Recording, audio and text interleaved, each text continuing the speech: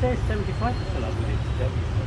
No, just 10% Buddhist, Catholic, and Christian. So it means Buddhist in here just around like 4%.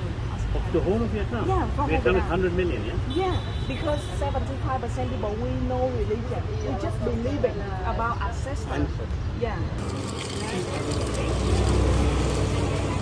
They built up to let for the local people who work under Saigon government live for free with their family in here.